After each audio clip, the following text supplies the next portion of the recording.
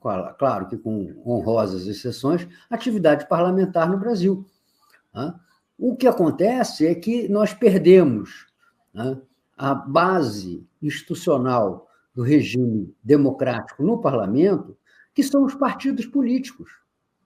Quem é capaz de definir a posição de alguém hoje quando você menciona o seu partido político? Olha, nem no PL bolsonarista, porque até lá você tem uma expressiva dissidência de parlamentares que, embora sejam de direita, não estão dispostos a fazer uma guerra sem quartel contra o governo brasileiro.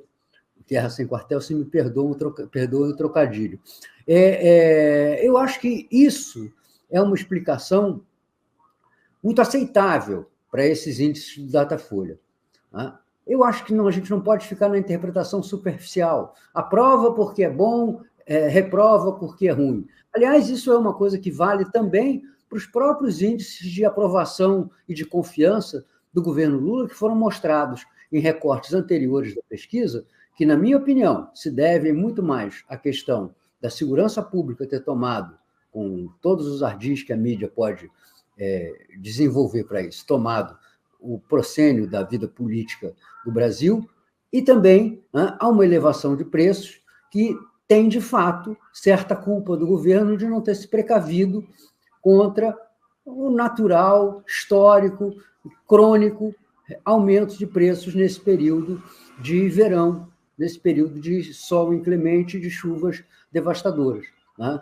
Já não falo nem nos hortifrutis granjeiros, porque você não vai querer regular o preço do tomate numa época de chuva e de sol muito forte, mas outras coisas que sempre foram objeto de atenção do governo com a formação de estoques reguladores que foram deixadas de lado, e você tem, por exemplo, né, feijão e arroz custando em torno de R$10 o quilo nos supermercados, que é um impacto muito forte para uma população que tinha se aliviado no ano passado, chegando a pagar 5 e pouco, R$6 pelo quilo desses produtos. Então, eu acho que a gente tem que procurar muito mais na vida real do que na fofoca política o desgaste, a desaprovação e o eventual sucesso do governo. O economia estúpido, que ficou famoso na frase do assessor de Clinton, James Carville, eu acho que também se aplica, né, para o lado negativo.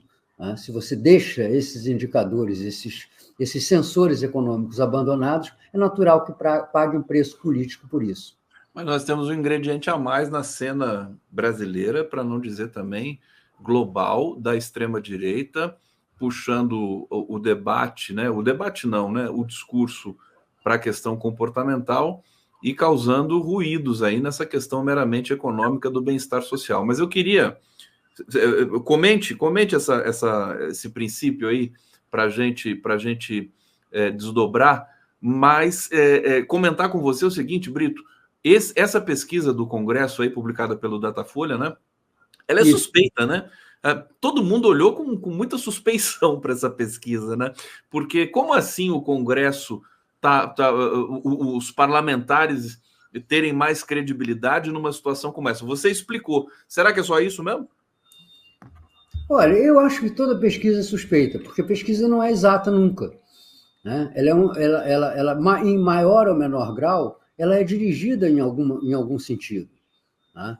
Então, eu não vejo isso. O que eu acho é que a pesquisa, mesmo quando ela tem algum grau, claro que não pode ser completamente, mas algum grau de manipulação ideológica na sua condução, ela nos indica tendências, ela nos indica alguma coisa que está influindo no nosso trabalho. Pode ser, por exemplo, que uma condenação que apareça numa pesquisa não seja tão severa quanto aquela que os números parecem indicar. Entendeu? Mas se ela aparece crescendo, se ela aparece maior que de outras vezes, houve alguma coisa, né, que nós deixamos de fazer para melhorar esses índices. A gente não pode simplesmente se ocultar, né, no fato verdadeiro, incontestável, né, de que a mídia odeia esse governo. E que só não pode ser mais explícita no seu ódio porque existe um personagem chamado Jair Bolsonaro que é demais para ela. É demais. Mas que ela prefere, como preferiu em 2018, Jair Bolsonaro a Lula, é claro que prefere. Então, se nós ficarmos esperando a boa vontade da mídia e das pesquisas sustentadas e apoiadas pela mídia para encontrar o nosso caminho, nós estamos perdidos. Nós temos que nos servir do que elas indicam para entender e, dentro, né, dessas limitações, nos movermos. O Graciliano Ramos, no Memórias do Cárcere, ele tem um momento em que ele diz que na política, né, como na arte de escrever, né, na literatura, liberdade completa ninguém desfruta. Começamos oprimidos pela sintaxe e terminamos as voltas com a Delegacia de Ordem Política e Social. Então, a gente tem que saber se mover dentro de um quadro de hostilidade. E o quadro de hostilidade das pesquisas, embora seja hostil, como diz o adjetivo que eu lhe dei, ele nos serve para indicar caminhos e chamar a atenção sobre nossos erros. Agora, como não disse o Graciliano Ramos, tudo como Dantes no quartel de Abrantes, né? Quer dizer, não, acho que não. Acho que a política brasileira sofreu, nos últimos 10 anos, uma mudança profundíssima. Né? Não, a questão do Bolsonaro, sim, mas a questão da imprensa, não, né? Mas a imprensa é a expressão da classe que a possui. Da elite, claro, sem dúvida. Entendeu? É a classe que a possui. E do pensamento que essa elite tem, né, de que não resta ao Brasil nenhum caminho senão o da submissão, o da sabugice, né, o do cumprimento do que eles chamam de dever de casa. Né, que eles são pródigos em dizer que nós temos que fazer o dever de casa. Fernando Brito aqui no 11 News. Olha, o assunto... Daqui a pouco eu vou ler o comentário de vocês aqui. O pessoal está comentando e está recebendo o Brito aqui com muita atenção. O caso da Embaixada da Hungria continua digamos, incomodar a nossa razão aqui. O que você pode dizer, Brito, com relação a isso? Aliás, a nota que foi apresentada para a Procuradoria-Geral, para o Alexandre de Moraes, é absolutamente risível, né? A explicação, né? O Bolsonaro querendo discutir política e tudo mais, sendo que a gente tem as imagens e vê que ele se humilhou para entrar na embaixada. Mas quero ouvir como é que você está avaliando esse episódio, Fernando? Olha, nós temos que avaliar esse episódio do ponto de vista penal e do ponto de vista moral. Do ponto de vista penal, ele não tem a menor relevância, porque não é crime, né, pernoitar numa embaixada estrangeira. Não é nada que possa, do ponto de vista do próprio processo, né, significar motivo para uma punição. Mas é certamente, né, um motivo para maior precaução, porque, de alguma maneira, né, Jair Bolsonaro demonstrou que tem meios e não descarta a possibilidade de se refugiar em território estrangeiro, mesmo que dentro do Brasil, numa embaixada, para escapar às punições judiciais. Né? Não é por acaso que a sua entrada na embaixada se deu 4 dias depois do ato de Alexandre de Moraes mandando recolher o seu passaporte. Então, essa é a esfera penal. A outra é a esfera moral, né? Em que o Bolsonaro demonstra que é farinha de um saco que é diferente do ex-presidente Lula, que mesmo ameaçado de prisão, e ameaçado, né, durante um bom tempo, e com várias demonstrações de que se faria isso, inclusive com a sua condução coercitiva até o aeroporto de Congonhas, né, não quis aceitar ou procurar ou negociar asilo em embaixada estrangeira para escapar da prisão, mesmo que injusta, mesmo que manipulada, mesmo que transtornada por mecanismos judiciais indevidos. Enquanto Bolsonaro, na menor ameaça, uma simples apreensão de passaporte, já deu sinais de que o seu destino, né, fugir do nosso país. Né? Se a gente pudesse dizer alguma coisa boa, é que eu vou pesquisar para trazer para vocês como é que se diz mito em húngaro. Como é que se diz mito em húngaro? Não sei, eu vou descobrir. O linguista é você, mas eu vou descobrir e trazer isso. E a outra coisa, Conde, que você deve lembrar dos seus tempos de mestre-escola, né, que é o uso da palavra magiar, que é o gentílico de húngaro. Magiar? Magiar. Porque nós temos... Eu aprendi isso no meu gosto por livros, porque nós temos um grande autor brasileiro, Paulo Ronay, que é húngaro, e que escreveu um livro que era obrigatório nos tempos em que eu era estudante ginasial, chamado Os Meninos da Rua Paulo. É impressionante. Passada essa brincadeira, esse fait divers que a gente procura trazer sempre para o nosso comentário, para não ser a esquerda carrancuda, né? Eu acho que nós estamos caminhando. E a chave do nosso problema político está na nossa questão, na questão econômica. Querer bater pé na pauta de costumes, querer defender a vida brasileira de uma maré conservadora, né, que é inegável e que domina o senso comum, só vai nos trazer desgaste. Veja como eles estão trabalhando nesse sentido, né, e cada vez com mais ousadia. Fizeram a questão da saidinha das prisões para desgastar, para colocar o governo Lula como promotor de bandidos, como defensor de bandidos. Que, aliás, renunciou, a base do governo renunciou a essa disputa, né? O que é uma coisa que chamou atenção. Claro. Né? Aqui no Rio a gente diz assim, não entra em roubada. Não entra em roubada. Você acha que está certo isso? Acho que sim, claro. Né? E você acha que o Lula tem que sancionar? Não, o Lula tem um mecanismo que é dado aos governantes, que é não sancionar e não vetar. Chama-se silenciar. É. Tá? Quando o governante silencia, tá? Ele, na prática, sanciona. Mas ele evita pôr a sua sanção, o seu de acordo, àquele diploma legal. Entendeu? Ele mantém uma posição de resguardo político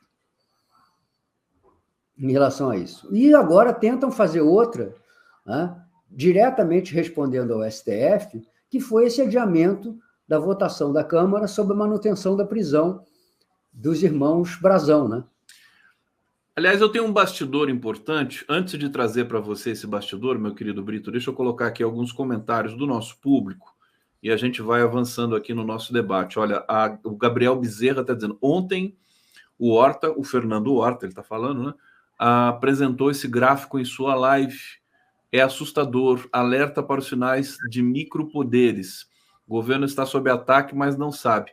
Aliás, o governo não sabe de muita coisa, né? Não, ele sabe.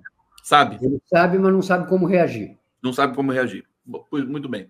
Carlos França está dizendo aqui, quanto mais tempo o Bozo fica livre, mais mostra para todos o que ele fez não é entendido como sério. A imprensa não dá a mínima, mesmo que esses problemas a afetem. Eles são canibais. E o Orlando Mancini está dizendo aqui, mito em húngaro é mitose. Mitose. Parece até mitose, né? Uma coisa... Pois é, é muito perigoso, porque mitose você sabe o que é, né? É o processo de divisão celular. Nós temos que tomar cuidado. Multiplicação. Que a multiplicação dos podres não venha piorar a nossa situação. Brito, caso Marielle, vamos trazer esse tema, até porque eu acho que você, como conhecedor profundo aí da política do Rio de Janeiro, por exemplo, eu quero trazer a seguinte questão. Eu fiquei muito impressionado com o que o relatório da PF traz sobre o Rivaldo Barbosa. E no bastidor aqui, conversando com você, quer dizer, é uma coisa que é meio da normalidade do processo aí, né? Enfim, do Brasil todo. Agora, crime organizado, milícia, infiltrados na política, no judiciário, no meio empresarial, todos os lugares. É infiltrado, cara. Pra gente. Oi? Não é infiltrado, já está tudo dominado. Não é infiltrado mais, né? Não é uma maçã podre na pilha. É uma pilha podre com algumas maçãs boas. O que me intriga nessa história do caso Marielle, né, e eu até não estou nem fazendo muita onda em cima disso, porque algumas pessoas podem erroneamente interpretar como uma crítica aos resultados da investigação da Polícia Federal ou uma defesa dos acusados, mas eu acho que tem muita coisa faltando nessa história aí. Tem muito pouco detalhe, Conde. Tem muito pouco detalhe. Tem muita coisa que não tem lógica, não tem aparente coerência. Por exemplo, 3 encontros entre o chefe de polícia, né, ainda não chefe de polícia, mas depois chefe de polícia, nos 2 primeiros encontros ele ainda não era chefe de polícia, no terceiro ele já era chefe de polícia do Rio de Janeiro, com o executor de um assassinato, contra o pessoal. Isso aí não é convincente. Está faltando informação. Onde foi esse encontro? Por que foi feito esse encontro? Por que isso não foi tratado por interpostas pessoas? Está faltando informação sobre isso. Domingos Brazão é um criminoso há pelo menos 3 décadas. Uma deputada do partido a qual pertencia, o PDT, Cidinha Campos, ou contra esse Brazão desde os anos 90. Ele começou a falar... que levou Eduardo Cunha e Não, olha a origem dele não é a milícia tradicional, a milícia do gato-net, a milícia do taxa sobre o botijão de gás, a milícia que se associa ao tráfico. Não, a origem dele é adulteração de gasolina, batizada gasolina. Ele tinha uns postos de gasolina nos quais ele batizava o combustível. Depois, já que estava lidando com água, ele começou a lavar dinheiro nos postos de gasolina, porque os postos de gasolina recebiam, assim como as empresas de ônibus, recebiam muito pagamento em dinheiro vivo. E isso tornava fácil lavar o dinheiro. Qualquer atividade onde você tenha recebimento em dinheiro vivo, que basta você sumir com ele fisicamente, você não tem que dar destino contábil a ele, diferente do que acontece quando você recebe por uma transação bancária, né?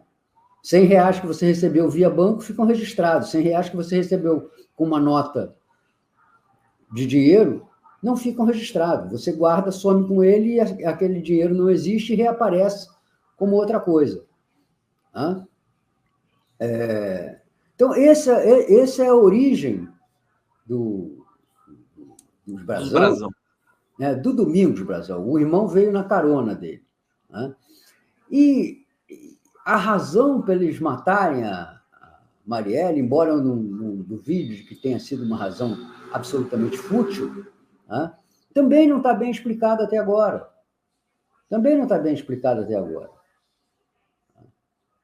Eu acho que ainda tem muita água para aparecer nesse pântano, sabe? Porque ainda tem jacaré escondido nessa lagoa. Tem jacaré escondido nessa lagoa e a gente não pode se dar por satisfeito. Pega o Chiquinho, pega o Domingos, pune o Chiquinho, pune o Domingos, pune o Rivaldo, pune talvez esse tal de Giniton, e depois uns outros caras que só aparecem com o apelido de Suel, de Curicica e outros nomes que sempre aparecem na crônica policial, e as outras pessoas envolvidas, as estruturas de poder envolvidas nesse esquema mafioso, assassino, criminoso, que domina a vida político-estatal do Rio de Janeiro e cada vez mais de outras grandes cidades do país, vai continuar existindo, vai continuar impune. Você não acha... 2 perguntas para você. Primeiro, essa peça que falta, na sua visão, muita gente falando que os Bolsonaro podem estar envolvidos com isso, Braga Neto, aliás, também existem menções a Braga Neto a rodo ali nesse relatório da Polícia Federal. Se é isso que você imagina tá ainda não revelado, e se você não pensa que a revelação, por exemplo, de uma personagem, aliás, os Brazão, que todo mundo já conhecia, mas agora ficou oficializado, né? Não, todo mundo não. Aqui a elite política do Rio de Janeiro conhecia. Eles eram Eles eram, como deveriam ser, absolutamente insignificantes. Você não acha que esse processo pode ser uma virada nas investigações, por exemplo, para desmantelar o crime organizado e as milícias no Rio de Janeiro? Não? Não, porque nós não temos estruturas políticas capazes de sustentar uma virada nas práticas políticas do Rio de Janeiro. Só você pensar, né? O governador Cláudio Castro é o quê? Qual é a luz própria política dele? Nenhuma. Entendeu? Qual é a figura, a liderança política que o Rio de Janeiro tem capaz de se impor num processo desse? Nenhuma. O Rio de Janeiro foi destruído politicamente, como foi destruído antes economicamente. E aí nós entramos na política também, né, a sofrer os resultados daquele velho ditado que diz que, caso onde falta o pão, todo mundo briga e ninguém tem razão. A decadência econômica do Rio de Janeiro levou à nossa decadência social, nossa decadência moral, nossa decadência política. Entendeu? E isso só sairá quando o Rio de Janeiro tiver uma liderança, como já teve em outras épocas, tanto a direita quanto a esquerda, capaz de defender o Estado, capaz de brigar pelo Estado, capaz de repor, desejar e lutar para repor o Rio de Janeiro na posição que ele tem na história brasileira, da qual ele foi capital durante mais de 300 anos.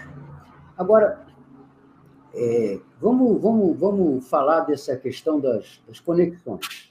Ô, Conde, você já montou quebra-cabeças? Já. Então, você sabe que nesses quebra-cabeças complicados, que tem 500, 600, 800, 1.000 peças, 2.000 peças, você tem que, primeiro, fazer o contorno, a beirada. Delimitar... Que as peças são retas. Exatamente. Então, nós temos que pegar primeiro essas peças e, com calma, ir arrumando até formar aquele perímetro onde nós vamos circunscrever a nossa atenção, o nosso pensamento. Em segundo lugar, você tem que pegar a cor, a textura, a luz e começar a separar os grupos, para depois continuar a encaixar uma por uma aquelas peças. Isso demora.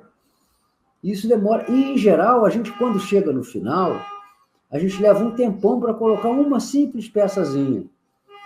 Embora tenham restado poucas ali para a gente diferenciar, etc., então a gente tem muita dificuldade em acertar o formato e o lugar onde ela deve procurar encaixe.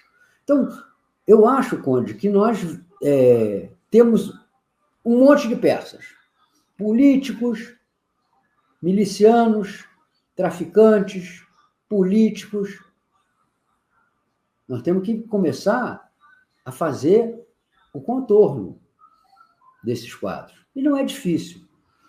Não é difícil. Qualquer pessoa que pratique a vida política no Rio de Janeiro sabe, pelo menos em grande parte, aonde está e aonde não está a corrupção. E a corrupção no Rio de Janeiro se expressa na política de uma maneira muito simples. Chama-se controle territorial. Você, no Rio de Janeiro, não faz campanha política com um candidato progressista, um candidato limpo, um candidato honesto, honrado. Não faz política em metade ou mais da metade da cidade, porque você não tem o poder de circular sem medo de agressão em muitos lugares. Em muitos lugares. Pessoas como a Marielle, né, que tem um eleitorado de natureza popular, etc., elas só se elegeram porque eles foram complementados, sua votação foi complementada pelas estruturas político-partidárias que restaram no campo progressista. Porque fora daí, você não consegue entrar pacificamente, calmamente, tranquilamente, em muitas dessas comunidades que são dominadas pela milícia. Então, eu primeiro preciso cercar esse assunto. Nós temos uma série de situações, tá, que nos indicam como fazer isso. O Rio de Janeiro acumulou montes de experiência, tá, como, por exemplo, a Operação Cadeia Velha, que mexeu com os dirigentes da Assembleia Legislativa, como as operações que se mexeram com o Tribunal de Contas, onde não é segredo que há muito tempo leva-se dinheiro para poder simplesmente fazer uma pequena concorrência no Estado, uma pequena concorrência pública, se forem lubrificados os canais de entendimento com o Tribunal de Contas, a coisa não sai, o edital não é aprovado, a obra não anda. Então, se não começarmos a fazer essas delimitações, aproveitando a experiência que a gente tem, né, dessas investigações que já foram feitas, nós também não vamos longe. Né? Se nós não começarmos a sanear a política do Rio de Janeiro, né, não tem caminho. Se nós não começarmos a sanear a polícia do Rio de Janeiro, também não tem caminho. E nós temos a oportunidade de sanear a política do Rio de Janeiro, a polícia do Rio de Janeiro, pelos caminhos eleitorais. Nós temos que nos preparar. Eu acredito que nós temos que fazer uma grande eleição municipal aqui que prepare o nome do vencedor para se candidatar ao governo do Rio de Janeiro e começar a pôr fim numa tradição terrível de um Estado que teve seus 5 últimos governadores aprisionados pela prática de crimes. Não esquece o judiciário, né? Porque essa história O judiciário é imexível, Conte. É imexível? É imexível. É imexível. Mas tem indicações, né? O Tribunal de Contas do Estado, o brasão era o... Eles são indicados tanto pelo Executivo quanto pela Assembleia Legislativa. Sim. Entendeu? Então, são seus pares que os indicam. Não sei qual foi o caso do brasão, mas acho que o brasão foi eleito, inclusive, em vaga pertencente à Assembleia Legislativa. O Tribunal de Contas, de per si, já é um órgão auxiliar da Assembleia Legislativa. Ele pertence à Assembleia Legislativa. Uhum. Perfeitamente. Vamos lá. Deixa eu trazer aqui comentários para a gente seguir no nosso debate aqui. Rogério Despachante. Olha só, Rogério Despachante. A última peça seria Bolsonaro, está falando do quebra-cabeça. E, pelo que eu vi, você realmente montou quebra-cabeças, hein? Você entende do negócio, hein, ô Brito? Hein? Pois você montou aqueles quebra-cabeça de castelo, europeu, aquela coisa toda lá? Não, preferi os quadros clássicos. Tá bom. Sou Bela Fera, é isso? Sou Bela Fera. Sol Bela Fera. Porque a moça é luminosa como o sol, é bela como se vê no retrato, e é uma fera como a prudência não da gente acreditar. Tá bom. Sol Bela Fera. É porque estava tudo junto, eu tive aqui, né, um pouco de dificuldade para entender. Pastores, o Brito, isso aparentemente não está no caso Marielle, né? Olha, eu não sei, tá? Eu não sei. Eu vejo essa questão da exploração da fé como resultado de um processo político, né? que infelizmente se abateu sobre nós e se abateu sobre o mundo, que foi a destruição da teologia da libertação e da igreja de base que surgiu durante os anos 70 e progrediu durante os anos 80. Na década de 80, a igreja católica era, além de extremamente enraizada na sociedade brasileira, ela era muito aberta ao progresso, muito aberta às posições progressistas da política.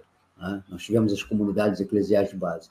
E chegou um ponto no papado de João Paulo II, em que o Vaticano fez uma campanha terrível, né, de repressão a esses ideólogos da teologia da libertação dentro da igreja brasileira. Foi a época, inclusive, que foi cassada a ordenação do Frei Beto e outras situações. Leonardo Boff, não Frei Beto.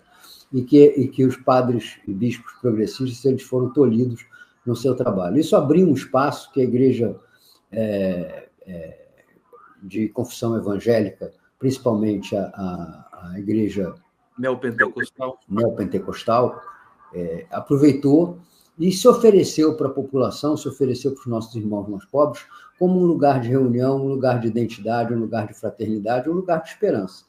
Então, nós não podemos só culpar pastores picaretas por esse processo. Nós temos que entender esse processo num lugar que permitiu, embora com distorções, embora com péssimas intenções, embora com vários casos de enriquecimento indevido, mas permitiu as pessoas se reunirem e se entenderem e se enxergarem como irmãos.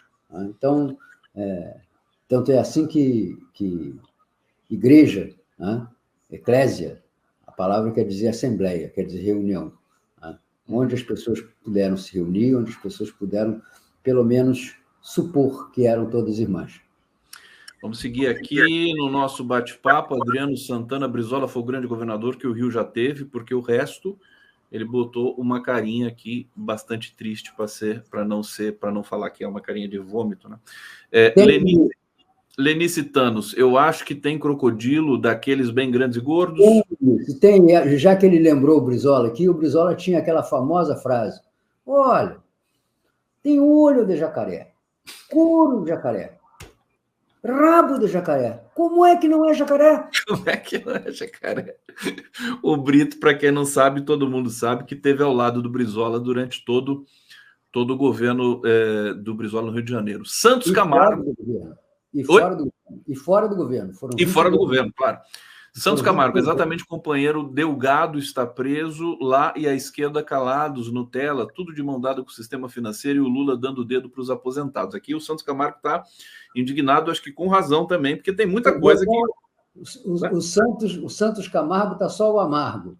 Tô só o amargo aqui, tá? Mas tem que reclamar. Até o Lula pediu isso. Arlete Nieviandowski. Grande Fernando Brito, palavras duras de ouvir, mas temos que ouvir. A Sol Belafera está agradecendo aqui as palavras gentis do nosso querido Brito, com cheio de coraçãozinho aqui. E o Ricardo Jatobá falando que o Brito é 10. Brito, o bastidor que eu ia dar, que eu acabei não dando, agora lembrei, é que na Comissão de Constituição e Justiça, os deputados procrastinaram, vamos dizer assim, a chancela à prisão do Chiquinho Brazão. E que isso estaria associado a uma ação habitualmente chantagista do Arthur Lira, e que depois desse episódio o Lula perdeu a paciência com Arthur Lira e está irritado com Arthur Lira. Esse é o bastidor que eu quero que você comente. Olha, que foi... Apuração do Kennedy Alencar, tá? Se é a apuração do Kennedy Alencar, a credibilidade aumenta em proporções gigantescas. Em segundo lugar, que é uma atitude de chantagem do Arthur Lira e do Centrão sobre o Supremo Tribunal Federal, isso quase chega a ser um pleonasmo, porque esse é um agrupamento político que vive de chantagem. Resta saber, nesse caso, a quem e por quê.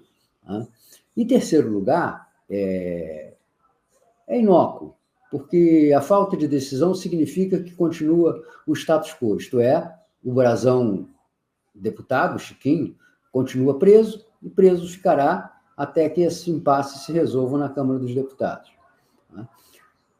Não faz grande diferença. Faz diferença para quem se incomodar com isso. E eu acho que o Supremo não vai se incomodar. O Supremo... Eu vou cometer um daqueles raros momentos em que eu aludo a expressões grosseiras. Mas ele acho que acionou o botão do F em relação a essas manobras do Congresso brasileiro. Até porque elas não vão progredir.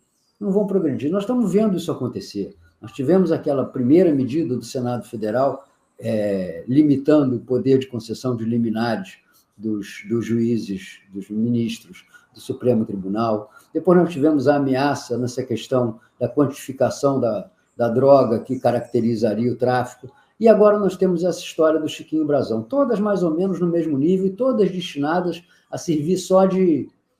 Nas festas juninas de antigamente, a gente chamava aquelas bombinhas que só produziam barulho de traque. São só coisas destinadas a provocar traque. Fazer barulho, assustar os incautos, e produzir efeito nenhum.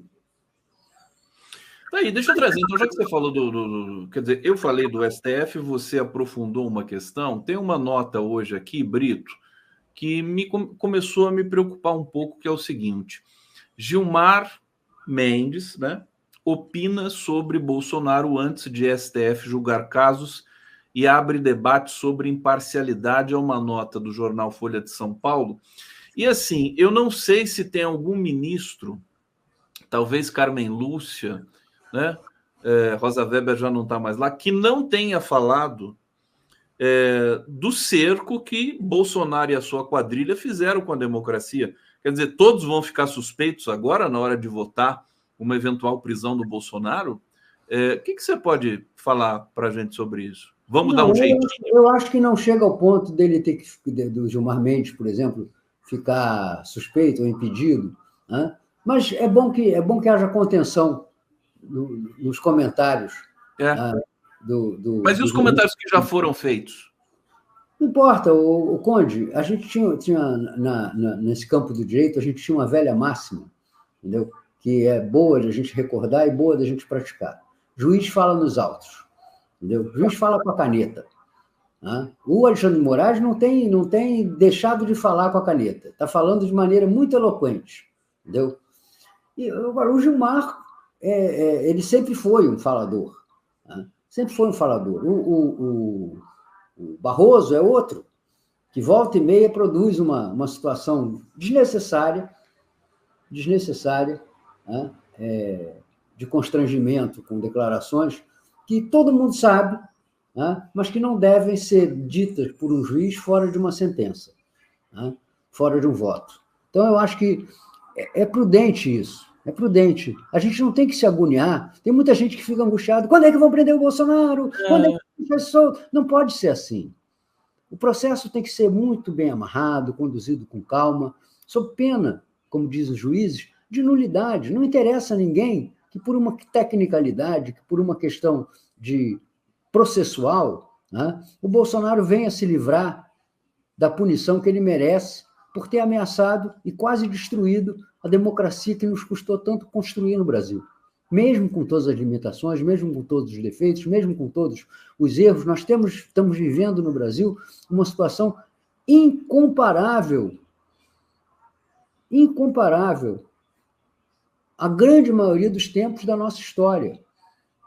Salvo um momento ou outro, na década de 50, na década de 60, nós não tivemos uma expressão tão grande do campo progressista quanto nós temos hoje. É pouco, mas perto do que nós já tivemos é muito, e esse muito tem que ser preservado e não desgastado, não ameaçado e não colocado em risco por imprudências ou por desejo de produzir uma marola midiática.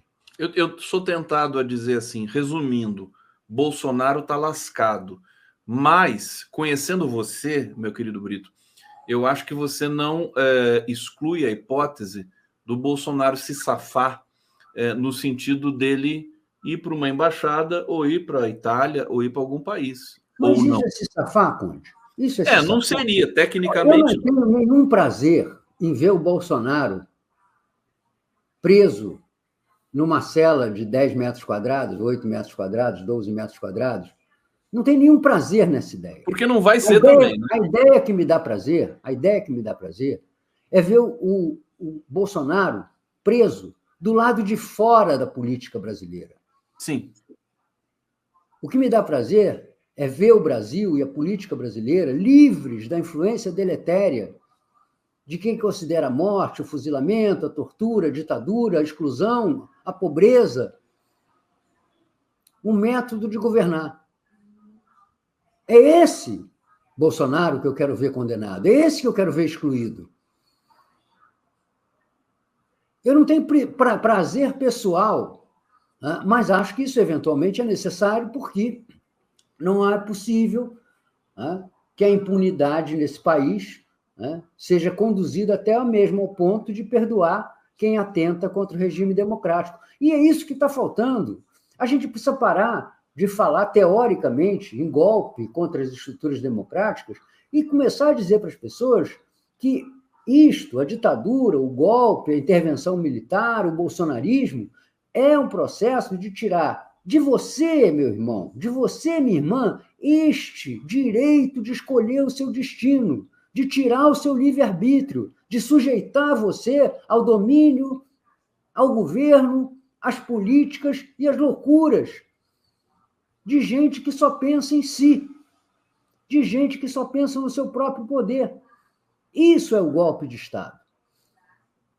O golpe de Estado não é uma figura retórica ou jurídica. O golpe de Estado é uma atitude que, na prática, transforma todos nós em escravos da vontade, dos interesses e dos desejos alheios.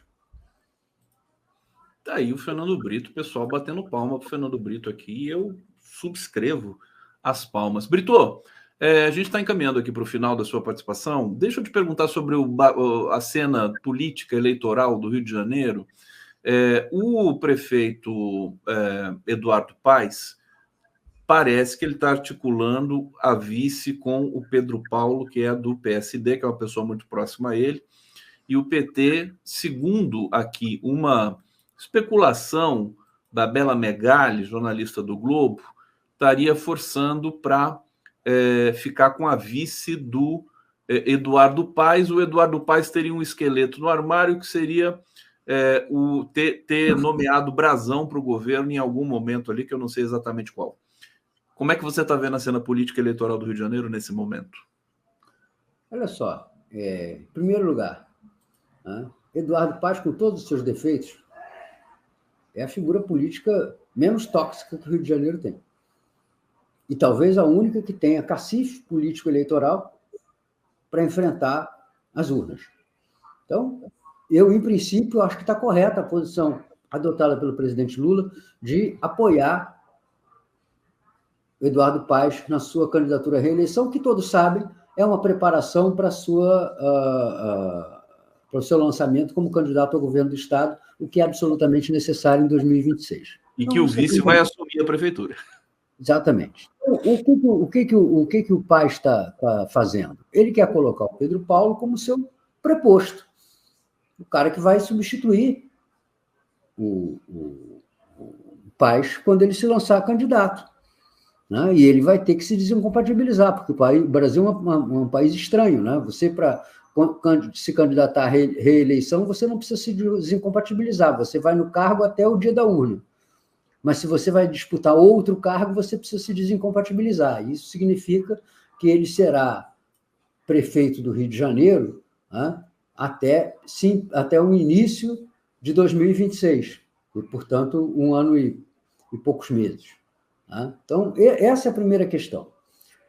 Em segundo lugar, o Pedro Paulo sempre foi companheiro de copa e cozinha do Eduardo Paes, desde o tempo que os dois eram César Maia Boys. Já vai lá tempo. Então, eles são unha e carne. E o Paes só colocará um vice de outro partido, diferente do Pedro Paulo, se ele chegar à eleição numa condição em que ele precise do apoio do PT, traduza-se, do apoio expresso do Lula. Para isso, o Lula tem que ter uma boa situação eleitoral, porque ele só pode negociar, apoiar ou não o Paes, se ele tiver uma boa situação eleitoral no restante do país.